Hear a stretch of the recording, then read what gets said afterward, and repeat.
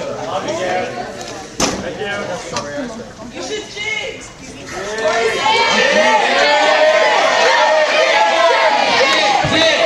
Hey, God.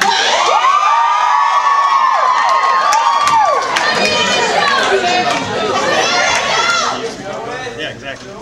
Hey, God. Oh, that felt good. That felt really good. It's been you know you're old school when you remember the origin of the banana jump. Yes! Yes! So how you guys doing? Feeling good? You got your rally high going? Mm-hmm. Rally high! Feels good, doesn't it? You know, when we come to these retreats, and these weekends, and these weeks, as this is, it's really just such an incredible experience. And we get this high, we get this euphoria, just this incredible sense of bliss and understanding. And now today, it's Thursday. Tomorrow we're getting on the buses, or we're getting on cars, and we're going back. I know. But it's there in the back of our heads. And it's painful, and we just had the graduate workshop, and so we know what's coming. We know, because pretty much everybody here, except for a few people who kind of bent or broke the rules, however you want to look at it, has been to a retreat before. Pretty much everybody, and so pretty much everybody's experienced that, like, you're heading up to rally, and it's just exciting, and then it's great, and you got your rally high, and you plunk. Actually, can I have somebody, anybody want to do my easel real quick? Okay. She was fast. I don't have an easel, and I just want to demonstrate something really quick. If you can. There we go. All right. Let me just. So here's how it goes. You know, as most people know, life kind of is generally like this. It's just kind of down here. It's, you know, you're a teenager. It's not so much fun. I remember. And then you're going along and it's like, oh, rally's coming. Oh, this is exciting. And then you're here and you're like, oh, but there's other people. But then, oh, it's great. It's spectacular. Life is wonderful. I am this, like, amazing, beautiful, divine child of God, and I'm connected with everything, and I can save the world, and life is wonderful. Oh, but we have to go home. But bus ride home, and McDonald's, and it's great. And then you go back and you believe in yourself, and it's good, and you're still kind of feeling that high. And then you know, and even on that, like, at least for me, even on that first day back at school, on that Monday, and I'm going to school, and I'm like, you know what? I just learned so much powerful truth, and so much, and I still believed in everything, and then I went there, and all of a sudden it was like, oh, but that's right, life sucks.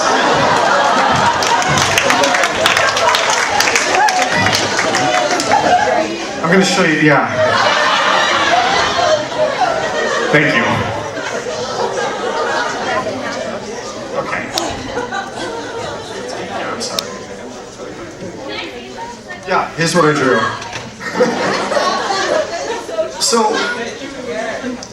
So I came here from California. I flew several thousand miles to be here with you this week.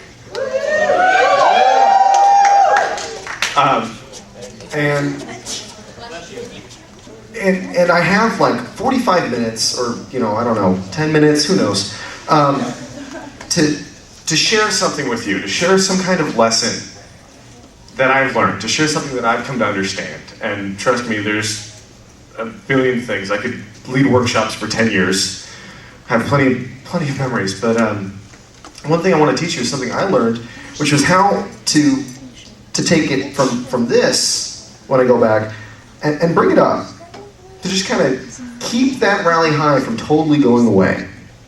It is possible.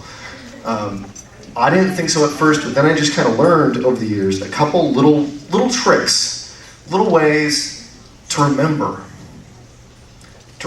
really what it's like to be here, to remember this feeling that we have right now, and to basically be a rally of one, a rally without all of this. And some real simple little things, and that's kind of what I'm going to share with you today. First of all, can I have a show of hands? How many people here will raise their hand when I ask you to? Okay, pretty much everybody. Excellent. I can work with that. And I know that this first one's probably going to apply more to the guys than the ladies. It's my experience, so I'm a guy. Show of hands, how many guys typically do not, I'm talking back at school, do not hug your friends? You don't, you see them in the halls, I don't mean like after games or like something amazing happened or, I mean first day of school, like, hey, how you doing? You're going to lunch, like, oh, I'll see you at the football game. See you at the football game. Okay. One of the most incredible things for me at retreats was the hugging and the love. And that came up on the graduate workshop, there's people hugging me and I don't know them, we need to get out of here. And there is that, but then after a while you just, when you're here on this week, it's like you meet somebody for the first time, you're like, hey, how you doing? Let me give you a hug. And there's this whole like phase that you go through, because at first you're like, okay, you have your A-frame hugs, like I don't really want to touch you, or like just to the side. And then sometimes, and some of you girls have experienced this one, unfortunately, where the guys are like really excited about being able to hug you. And it's kind of the Y-frame hug.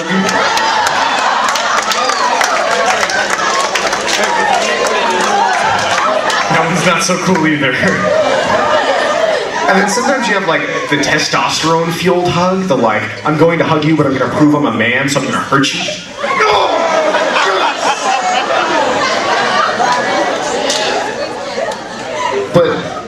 But after a while, you learn to really just hold someone and to really give them a hug. And so back to what I was saying. Those guys, you know what? Right now, let's everyone, without making this huge half-hour fuzzies, when I say so, I want you to just stand up real quick and just hug a couple of the people right next to you. What if we real solid hug. What if we already are? What about this?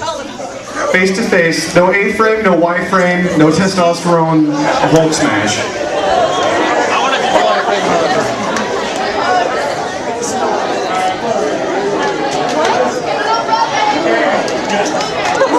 All right. Wait, no, why is it?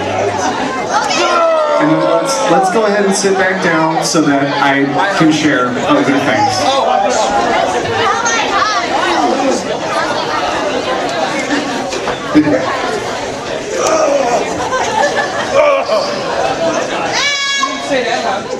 Oh, right, the like lifting, let me throw you over my head hug.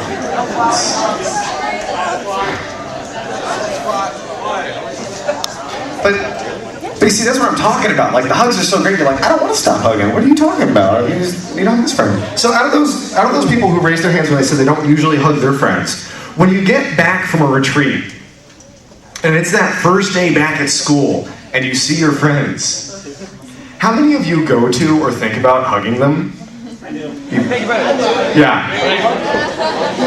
And some of those, now just, let's lower our hands. Now, I want to see also just those people who raise their hands when you don't normally hug your friends. People who don't normally hug your friends, but when you go back, you go to do it. What do you think about it? Pretty much everyone who doesn't normally hug their friends. So my first bit of advice to you, do it. Hug your friends. And it's, it's a little challenging at first, because you're like, hey, and they're like, whoa, dude, I'm not gay. And you just gotta be like, look, it's cool, I'm not trying to make out with you, I'm not trying to get in your pants, you're my friend. You're my friend. And I love you as my friend. And it can be a little tough to start doing that at first. But I really highly encourage you to do it. And you can have some interesting verbal exchanges, too. On my birthday of high school, I ran up to some random person and grabbed them and was like, I love you. Yeah, oh, that's right, that's the other thing. Those of you, because I want this to apply to everyone, those who already hug their friends, no wait, who was, I feel really bad now. Was it the graduation when they were just sharing? They said they hug people in the mall. Ian, be like Ian if you already hug your friends and just start hugging random people. Who aren't like twice your age and like might enjoy it too much. Anyways, the point is, the point is something incredible can end up happening. Something incredible happened for me when I started doing that. Because my friends didn't hug each other. You know, it was always, handshakes or slaps with pound and twist and foot bump or something. And I started hugging my friends, and at first they resisted it, and then they resisted it some more, and then they gave up. And they accepted the fact that I was gonna hug them. And it wasn't too long before I'd hug them, and then they'd start hugging each other. And then I'd be, way over here, and I'd see them saying goodbye to each other, and they'd hug each other. Sweet. That's awesome. And that's one incredible thing that we can do, where we bring this experience, and it's not just a memory, it's not just oh man, people always talk about a Unity boarding school. Yes. The thing is, maybe that'll happen, and maybe if that did happen, it would actually work out. But it's people say things like, "Oh man, I wish there was a Unity boarding school, because then I'd go to school and I'd just hug all my friends."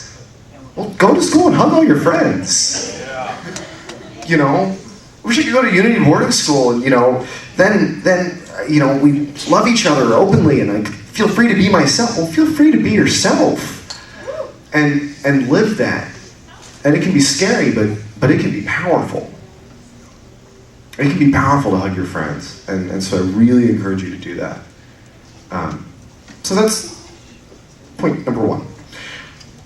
Number two, one of those other great things about retreats, that's always tough for people when they first come in, is joy songs. Your first retreat, your first joy song experience, everyone's like, yeah, joy songs. And you're like, what's this business about? And it's like, all right, everyone, ba-doomba, ba-doomba. And you're sitting there and you're like, really? Is this what's going on? Right? Ba-doomba, ba-doomba, ba-doomba. Man, these people are freaking weird. And then it's not very long before, it's like next retreat, sometimes next joy song, sometimes it takes, a few retreats, but at some point eventually you're there and you're like, a-doomba, a-doomba, a-doomba, a-whale. And you're just there. I didn't realize this was, go ahead, share. What's your favorite joy song? Oh, that's really tough. We're going to actually get to that in a minute. So actually, one of my bits of advice to you is let me just talk about joy songs real quick. There's something really incredible about them. And they are a little silly. And they are a little ridiculous. And sometimes we do look a little goofy, tooty tot and all that stuff. There's the joy. But I just love the game. But it's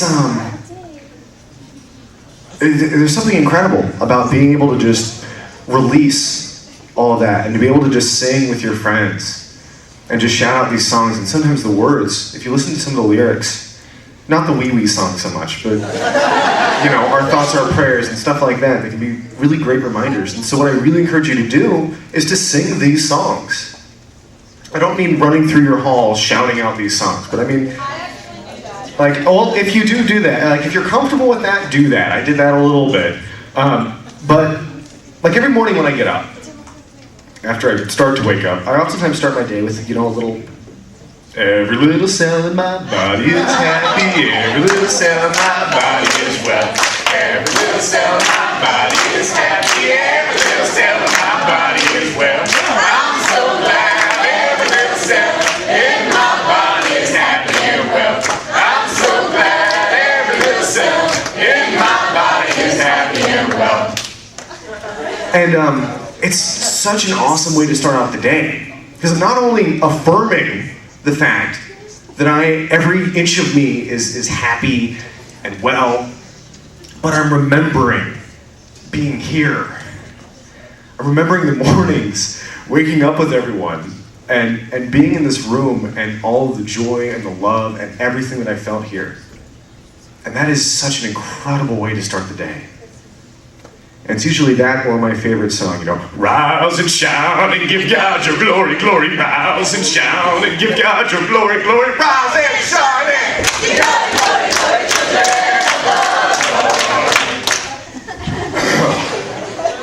Anyways. And there's other times too, that's a great way to start the day. And then I'll also sometimes sing to myself just as I'm, especially when I was in high school, I'm going through and sometimes I'd catch myself thinking things that I really shouldn't have been thinking. Whether it was angry thoughts, violent thoughts, jealous thoughts, lustful thoughts. And I just remind myself that, our thoughts are prayers, and we are always praying. Our thoughts are prayers.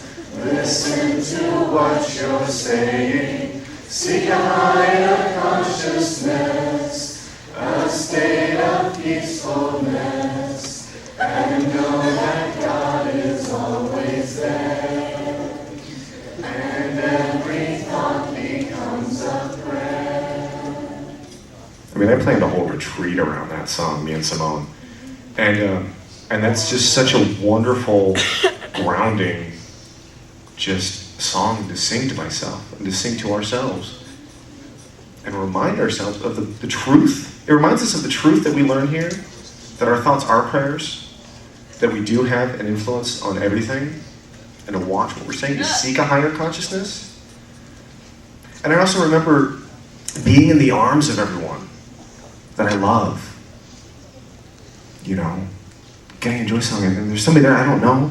I put my arm around their waist, and we're swaying together, and we're just singing the song, and it's just, I remember.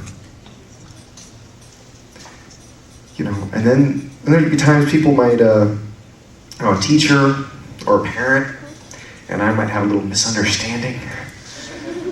Maybe it's because I'm getting an F on my paper because I wrote it as a satire and made fun of the entire project. Maybe it's just a simple misunderstanding with my parent. But when they're standing there and they're lecturing me and I start to get angry back at them, or it's a friend or anything like that, I remember to sing to myself, angel, angel, you are an angel. I see an angel in your eyes. And I remember being here, but I remember the truth of that song. I remember the meaning behind Namaste. That the divine is within everyone, that everyone is a beautiful angel. And whether they're misunderstanding me, or they're hating me, or they're betraying me because of various things, I remember. And it's powerful. And so I really, that's the number 2 thing. I really encourage you to sing these joy songs and to sing them in your head. Now the only problem with that last one is that sometimes I'll be filled with so much love for that person and I'll start to smile and look at them so lovingly, but they're trying to yell at me. So, that's sing to yourself at your own risk. But it can be powerful, and it's a reminder. And of this, of the here, of the now. And one of the other incredible things about being here at a retreat is the friendships that you make and the water that I'm about to drink. Anyways.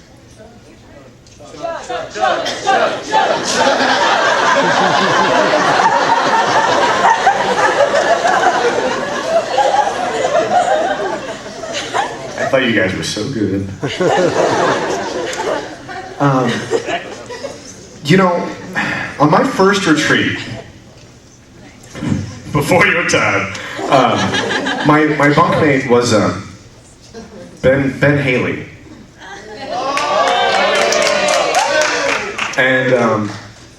And we stayed up pretty much all night. Don't do that. Just talking and having the most incredible conversation. And it was one of those things, you know, because growing up, I was totally an outcast. I was that weird kid. Nobody really wanted to be friends with me. That would be, thank you.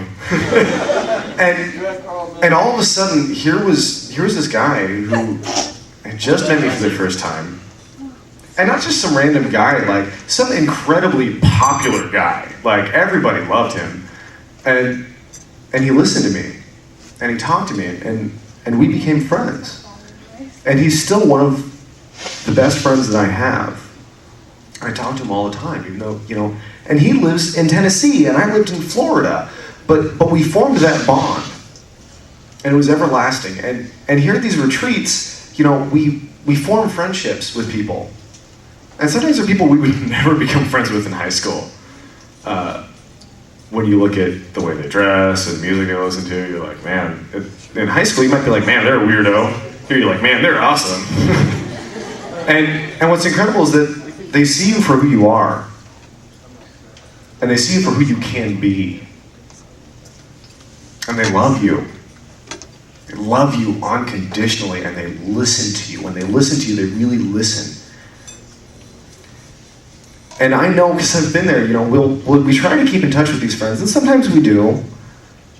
And sometimes it's just an occasional IM message or MySpace or Facebook comment. And the thing is that it doesn't really matter, even if you don't talk to each other hardly at all in between events. When you see them again, you run towards each other and you embrace and just this huge hug. And you're so happy to be together again.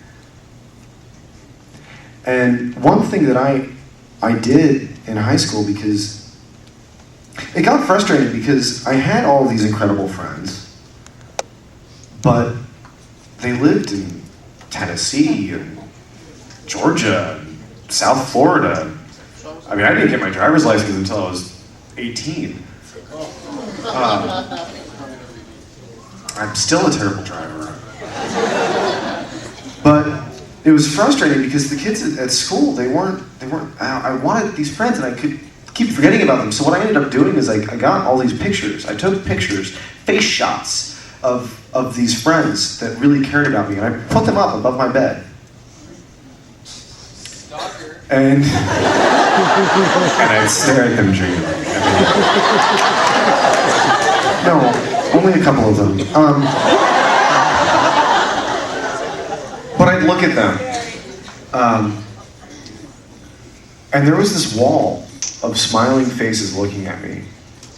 And all of these people who loved me for who I was. And who I knew loved me for who I was. Even if we didn't talk all the time in between events. Even if I never was able to go out to the movies with them or go bowling or... Hey, you know what? I love bowling. Thank you. Anyways, even if I could never really do all of that, they were there, and they were real, and they cared about me, and they knew me. And so I really encourage you to do something like that, you know? With your friends, even if you don't stay in touch with them, have a reminder of them. Remember that you have them. Remember that there are people who already love you for who you are, who already love you for who you can be. And that's incredibly powerful. And in the Southeast, you have other great reminders too. I mean, you have the fuzzies, the yarn. Southwest doesn't do that. Southwest doesn't have any yarn.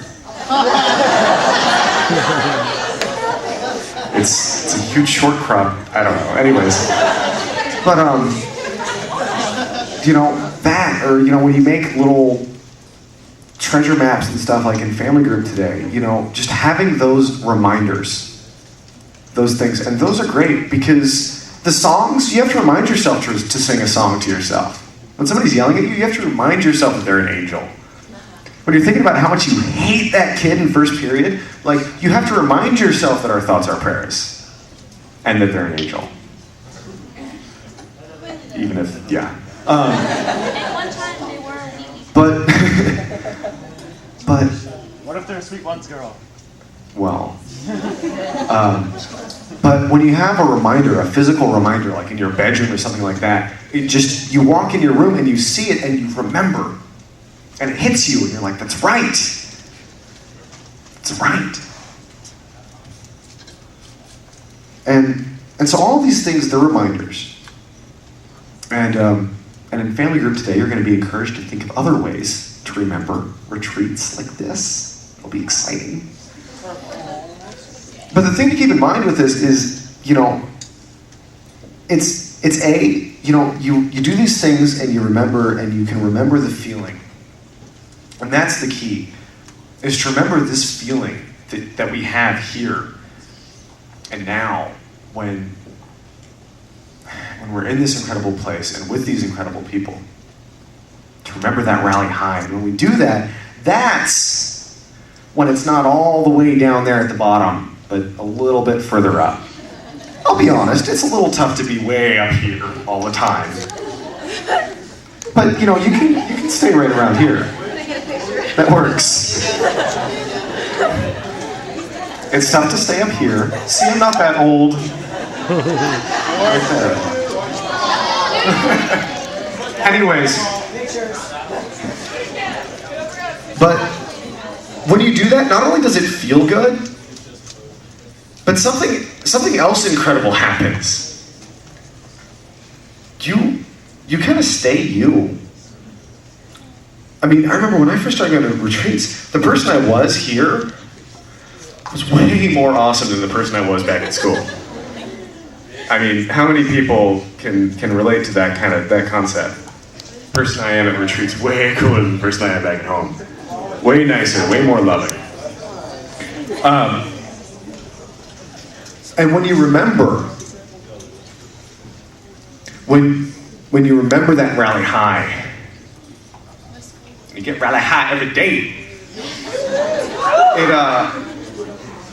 You start to become that person that you are here, and you start to become that person every day.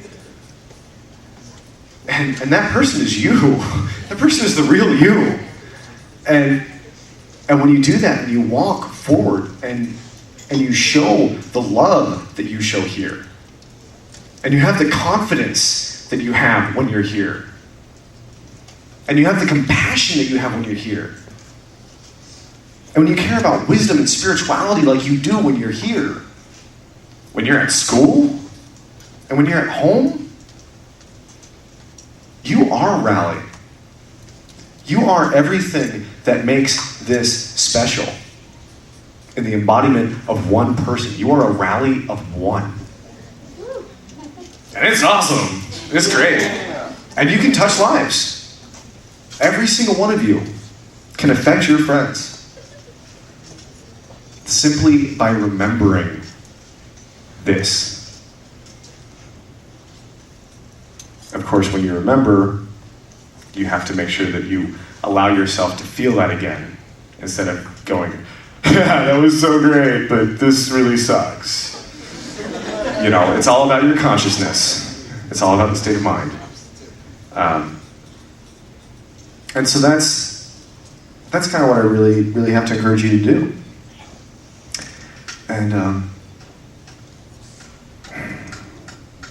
it's just really powerful when we're able to do that. And it's something that every single person here can do. And I'm going to get us back almost on schedule. We're still running a little late. But I just want to say a couple things real quick. before I finish, it has been so incredibly amazing to be back here in the Southeast and to be with all of you this week. It's touched my heart. And when I first got on the bus, after, the last 4 times I had gotten on the bus, I knew everybody, and it's hey, what's up? I got on the bus this time, it's hey, I don't know anyone. Can I sit here? No? Okay, that's cool. And I've met so many of you this week, and some really awesome people, and I've seen a lot of people that, the last time I saw them, I was up here, and I was their Reggie, and they were this big, and now they're graduating. And I've seen some old friends, and it's been incredible. And thank you for your consciousness while you're here, and for your spirit, for giving me this to be devoted to. And before I step down here, one last thing that I want to let you know. Life after high school, it gets better. It gets a lot better.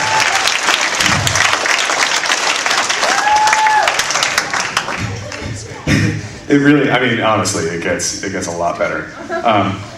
But if you want to know exactly why it gets better, or how to make sure that it does, you're going to have to convince Carolyn to invite me back again. Thank you very much.